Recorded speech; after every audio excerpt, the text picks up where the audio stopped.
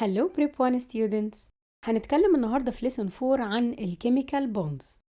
الكيميكال بوندز اللي هتفسر لي ازاي الكومباوندز اللي اتكلمنا عليها في lesson 3 بتتكون أصلا.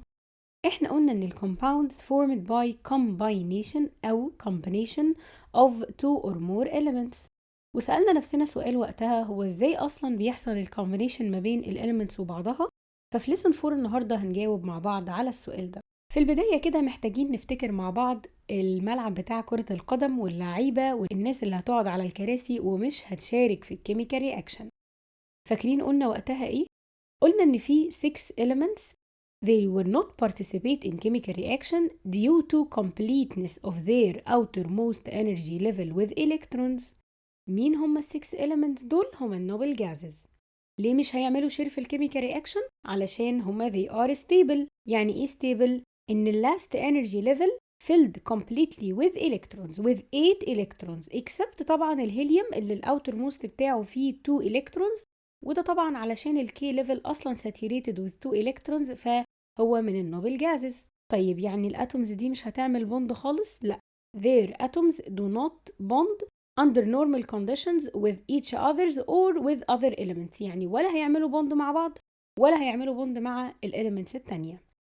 ننزل بقى لبقية الاليمنتس اللي موجودين تحت في الملعب ده هو الكيميكال رياكشن. هنلاقيهم حاجة من اتنين، يا إما ميتالز يا إما نون ميتالز. جيت أسألهم وأقول لهم هو انتوا ليه رايحين الكيميكال رياكشن وإيه الفرق ما بينكم وما بين اللي قاعدين على الكراسي فوق؟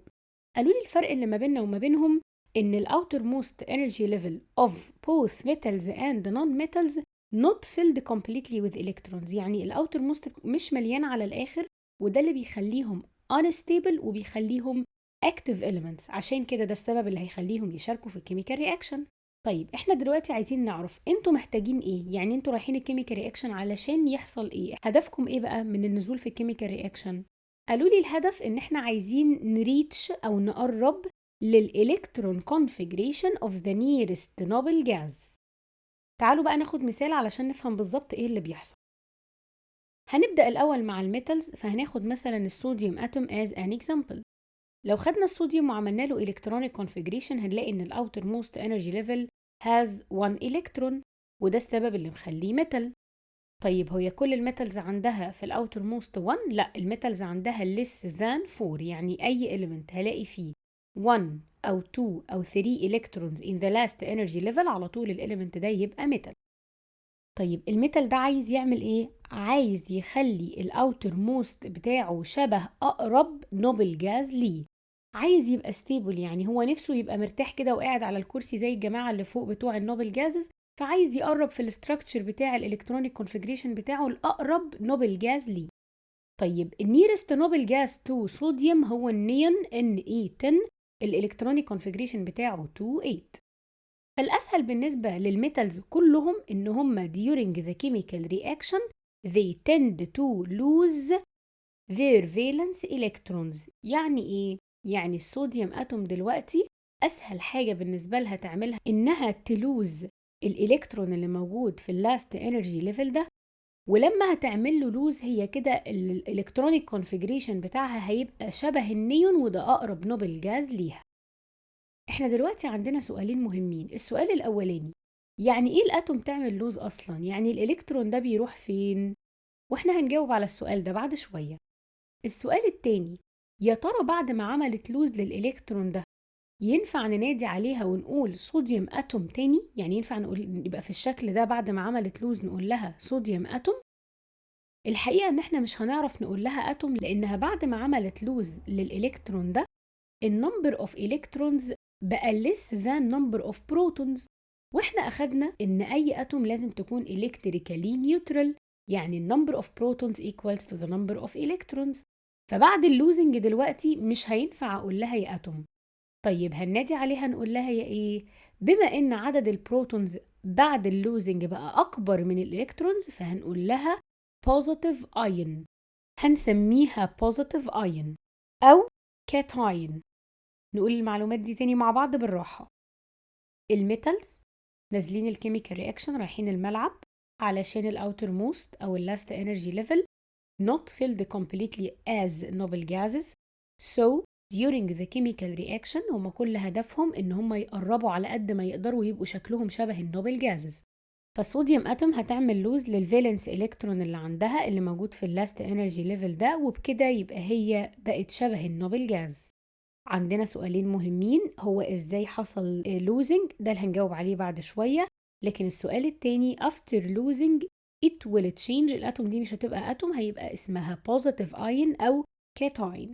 الكلام اللي احنا قلناه ده بينطبق على كل الميتالز، سواء كان عنده في الاوتر موست 1 or 2 or 3 هيحصل نفس الموضوع.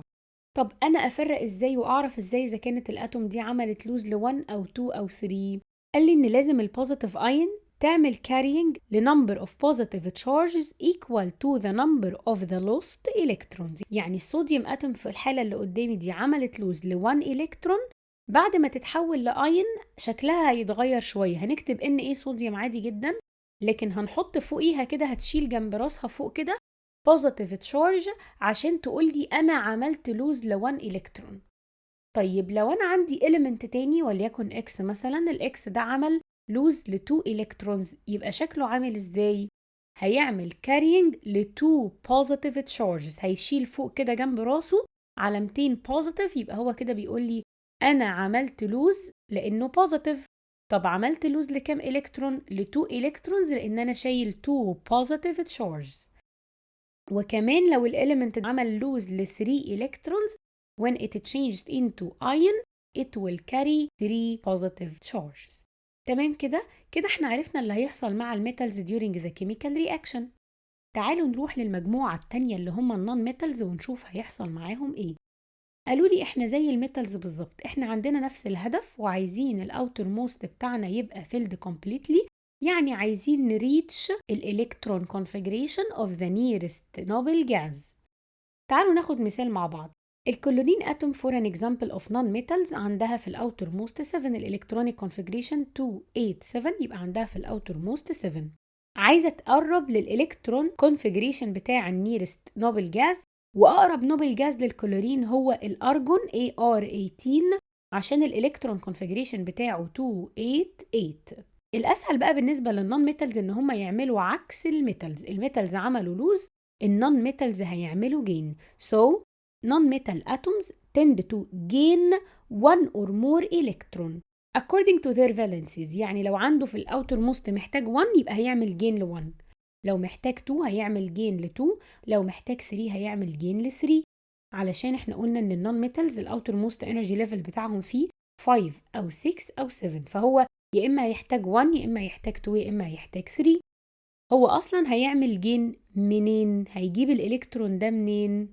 اعتقد الناس ابتدت تفهم دلوقتي اجابة السؤال اللي احنا هنقولها بعد شوية، لكن السؤال التاني المهم هو after gaining 1 electron or more الاتوم دي مش هينفع نقول عليها non metal atom، لازم تتغير اسمها ويبقى اسمها ion. يا ترى after gaining النمبر of positive هو اللي بقى اكتر ولا النيجاتيف هو اللي اكتر؟ after gaining electrons بعد ما عملنا جين لإلكترونز فكده النيجاتيف تشارج هي اللي زادت، عشان كده هنسميهم نيجاتيف ايون او اناين. وبرضو النيجاتيف ايون هتعمل carrying النيجاتيف تشارج equal to the number of gained electrons، يعني اللي يعمل جين ل1 الكترون هيعمل كاري ل1 نيجاتيف تشارج، واللي هيعمل جين ل2 الكترونز هيكاري 2 نيجاتيف تشارجز، واللي هيعمل جين ل3 الكترونز هيكاري 3 نيجاتيف تشارجز. يبقى احنا كده فهمنا during the chemical reaction ايه اللي بيحصل للميتال والنون ميتال. الميتالز والنون ميتالز عكس بعض. metals during the chemical reaction lose change into positive ion. non-metals during the chemical reaction gain change into negative ion. وعشان ما تلخبطش الميتالز تعمل lose وتتشينج into positive، الاتنين فيهم letter O، لكن النون ميتالز بتبدأ بN يبقى هيعملوا gain N تاني اهي ويتحولوا او يحصل لهم تشينج into negative ion، معايا N كمان مرة اهو علشان نفرق ما بين اللي بيحصل للميتالز واللي بيحصل للنون ميتال. محتاجين ناخد بالنا كمان ان البوزيتيف ايون النمبر اوف انرجي ليفلز بتاعها less than its atoms، يعني الصوديوم اهي بعد ما عملت لوز للفالنس الكترون كده ما بقاش عندي الانرجي ليفل التالت ده، بقوا 2 بس، فكده عدد الانرجي ليفل اختلف من الاين للاتوم. لكن ده ما حصلش في النون ميتالز. النون ميتالز عملت جين في عدد الانرجي ليفلز بتاع الاتوم هو او equal to the number of energy levels in its ion. تعالوا نعمل compare ما بين الاتوم والاين. احنا قلنا في الدروس اللي قبل كده ان الاتوم electrically neutral، لكن النهارده عرفنا حاجه جديده اسمها ion، والاين دي ممكن تبقى positively or negatively charged. تاني فرق ما بين الاتوم والاين ان الاتوم فيها number of electrons equals to the number of protons، لكن في الاين number of electrons doesn't equal to the number of protons، ممكن يبقى more than وممكن يبقى less than. آخر فرق ما بين الأتوم والأين إن الأتوم دايماً الأوتر موست بتاعها not saturated with electrons، يبقى ميتال أو نون ميتال طبعاً except النوبل جازز لأن هم الوحيدين اللي عندهم saturation في اللاست energy level. لكن الأين الأوتر موست energy level saturated أو completely filled with electrons. كمان محتاجين نكمبير ما بين البوزيتيف أين اللي هو الكاتاين والنيجاتيف أين اللي هو الاناين. طبعا البوزيتيف اين ده metal atom has lost one or more electrons، لكن النيجاتيف اين non-metal atom has gained one or more electrons. تاني فرق ما بين البوزيتيف والنيجاتيف اين ان number of electrons less than number of protons في البوزيتيف، لكن number of electrons greater than number of protons في النيجاتيف. تالت فرق ما بينهم إن البوزيتيف اين carries a number of positive charges equal to the number of lost electrons، لكن في النيجاتيف نفس الكلام بالظبط، لكن هي النيجاتيف تشارج مش بوزيتيف تشارج.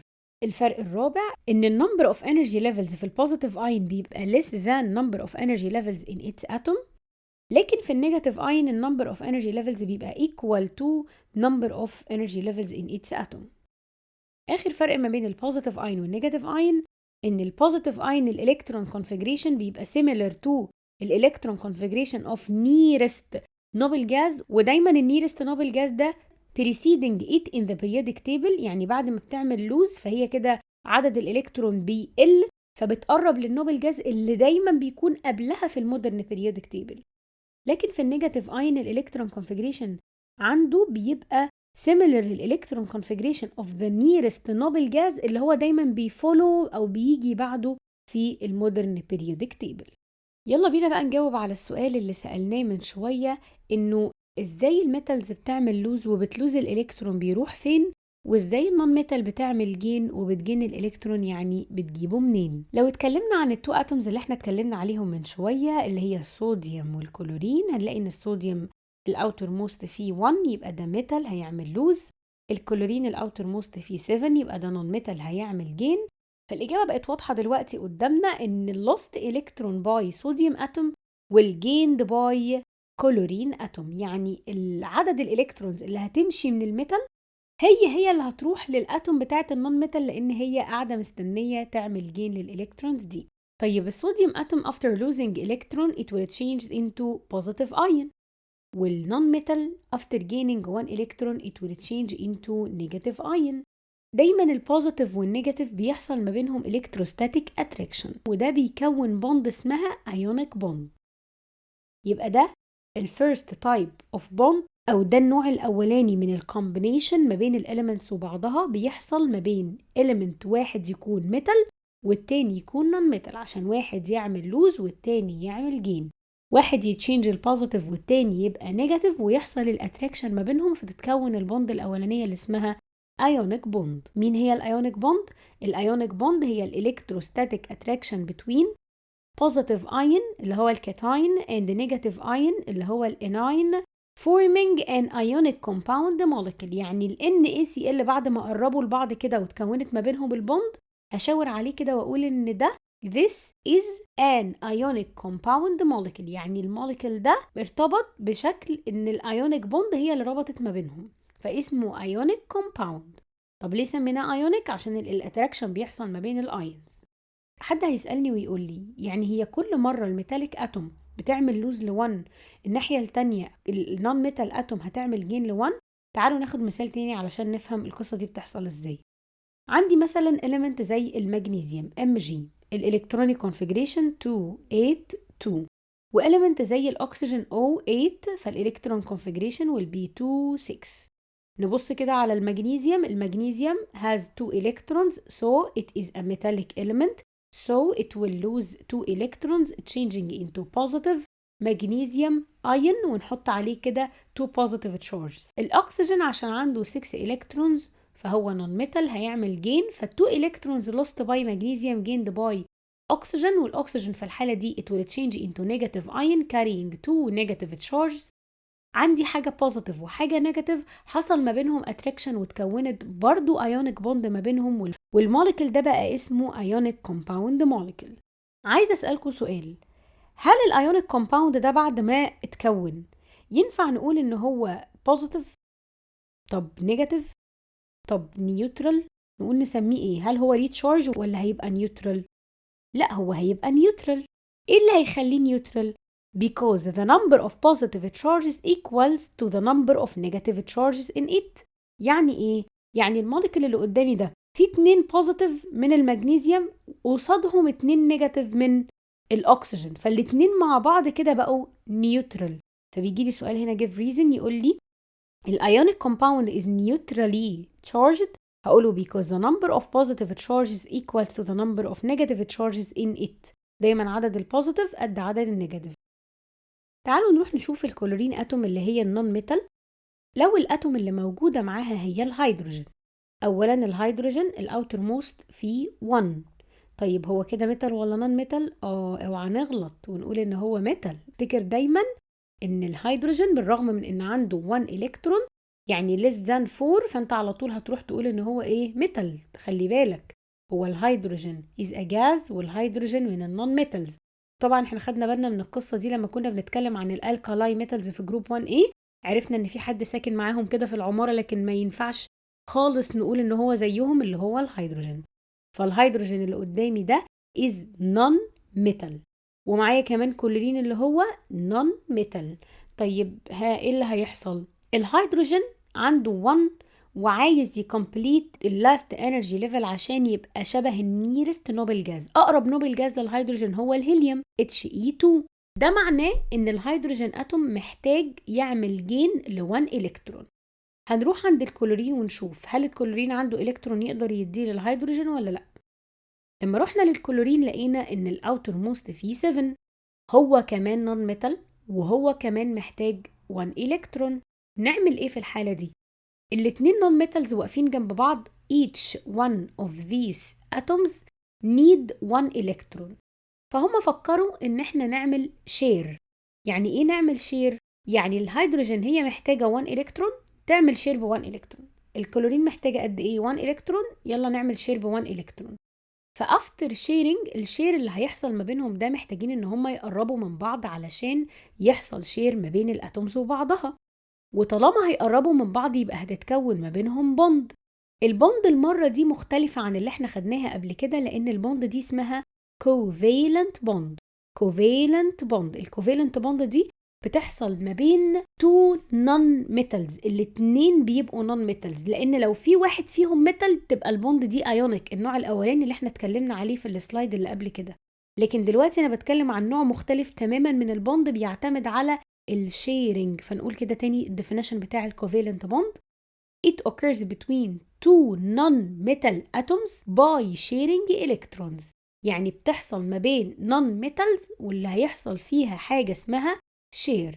لما الهيدروجين والكلورين كل واحدة منهم أو each atom share with 1 electron.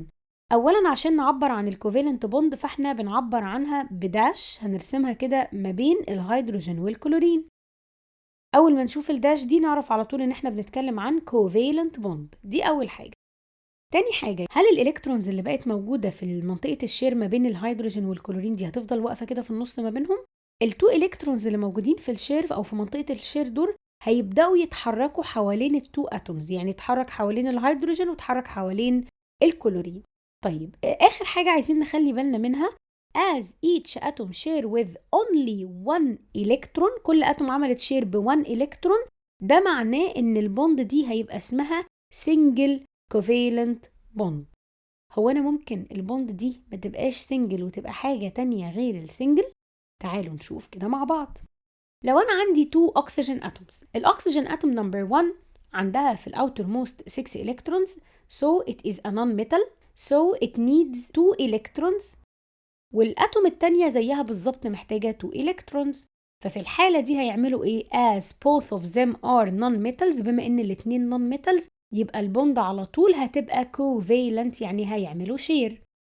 So in this case each atom will share with 2 electrons. في الحالة دي كل أتوم هتعمل share ب how many electrons؟ 2 electrons. عبر عن البوند دي ازاي ما بينهم؟ by drawing or by putting 2 dashes between these 2 oxygen atoms. هحط شرطتين كده ما بينهم وتبقى على طول الكوفالنت بوند هنا double covalent bond. طيب يا ترى لو each atom عملت share ب 3 electrons هيبقى شكله عامل ازاي؟ تعالوا نشوف النيتروجين. النيتروجين الاتوميك نمبر بتاعه 7، يبقى الاوتر موست هاز 5. نرسم الفالنس الكترون برضو عند النيتروجين اتوم الثانيه. each atom needs 3 electrons so each atom will share with 3 electrons. after sharing with 3 electrons نقوم مسمين البوند دي على طول triple covalent bond. فانا دلوقتي فهمت ان الكوفالنت بوند دي في منها انواع، ممكن تبقى سنجل، ممكن تبقى دبل، وممكن تبقى تريبل depending on the number of shared electrons. وكمان أخدنا بالنا إن ممكن الاتومز of the same element يعملوا بوند مع بعض زي ما شفنا ال O وال O وال N وال N، ممكن كمان ال H وال H يبقوا similar أو the same atoms، وممكن تبقى different atoms بس في الآخر لازم يكونوا non-metals. تعالوا نعمل comparison ما بين الأيونيك بوند والكوفالنت بوند. أولاً الأيونيك بوند occurs between positive ion of metal atom and the negative ion of non-metal atom. لكن الكوفالنت بوند occurs between two non-metal atoms. ممكن يبقوا same non-metal وممكن يبقوا different non-metal. تاني حاجة، الأيونيك بوند لازم يكون فيها loss and gain of electrons، لكن الكوفالنت بوند فيها share للإلكترونز. تالت حاجة، الأيونيك بوند cannot occur between two atoms of the same element. استحالة أيونيك بوند تبقى ما بين two similar elements. لكن الكوفالنت بوند can occur between similar and different زي ما قلنا في الديفينيشن. الأيونيك بوند results from electrostatic attraction between positive ion and negative ion. الكوفالنت بوند بتعتمد على الشير، يبقى each atom share with one or more unpaired valence electron. آخر فرق ما بين الأيونيك والكوفالنت إن الأيونيك دايما هتديني compound، دايما المولكيول اللي يتكون من الأيونيك بوند هيبقى compound. ليه؟ عشان هي دايما بتحصل ما بين different atoms، واحنا خدنا الفرق ما بين الإليمنت والكومباوند في الدرس اللي فات. فدايما الأيونيك بما إن هي دايما هتحصل ما بين different atoms، يعني واحد ميتال واحد نون ميتال، يبقى دايما المولكيول اللي هيطلع هيبقى molecule of compounds. لكن الكوفالنت زي ما خدنا من شوية وقلنا ممكن يبقى element وممكن يبقى compound. element زي ال H2 O2 N2 ده كده element عشان هم similar atoms، ولو كانوا different atoms زي مثلا ال HCl أو ال H2O فده كده compound molecule. وبكده يبقى خلصنا الفرق ما بين الايونيك بوند والكوفالنت بوند، وجاوبنا على اسئله كتير كانت بتيجي في بالنا من اول ما ابتدينا اليونت دي. ان شاء الله اشوفكم في بارت 2 واحنا بنحل اسئله مع بعض على lesson 4.